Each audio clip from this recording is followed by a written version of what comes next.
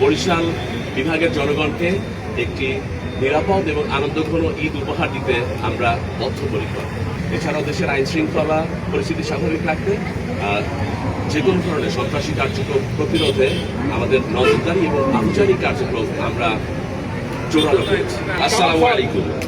আসন্ন পবিত্র ঈদ উল আজহা উপলক্ষে সাধারণ মানুষের নিরাপত্তা নিশ্চিতের জন্য আমরা বরিশাল আমাদের আওতাধীন এলাকায় পর্যাপ্ত প্রস্তুতি গ্রহণ করেছি।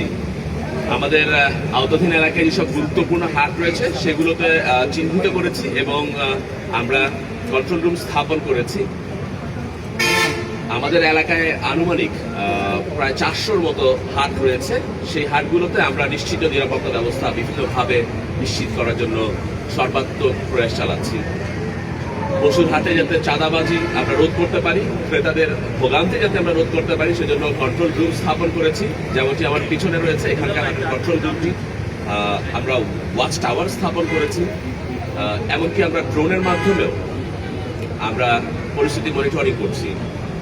জাল টাকা প্রতিরোধে আমাদের কন্ট্রোল রুমে অত্যাধুনিক মেশিন স্থাপন করেছি যাতে আমরা জাল টাকা শনাক্ত করতে পারি এবং সেই সাথে আমাদের এখানে আমরা যাতে একটা সুষ্ঠু পরিবেশ নিশ্চিত করতে পারি বরিশালবাসীর জন্য যারা হাটে আসছেন কোরবানির পশু ক্রয় করার জন্য, সেজন্য আমাদের সর্বাত্মক প্রয়াস অব্যাহত আছে।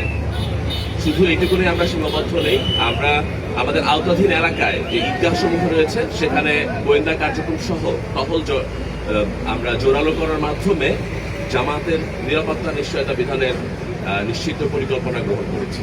সর্বোপরি আমরা আমাদের যে বাস এবং লঞ্চ টার্মিনাল রয়েছে সেগুলোতে শপিং মল এবং শহরের আবাসিক এলাকায় সাদা পোশাকের বৈধনতাকারী ব্যক্তি সহ রোবাস পেট্রোল পরিচালনা করছি।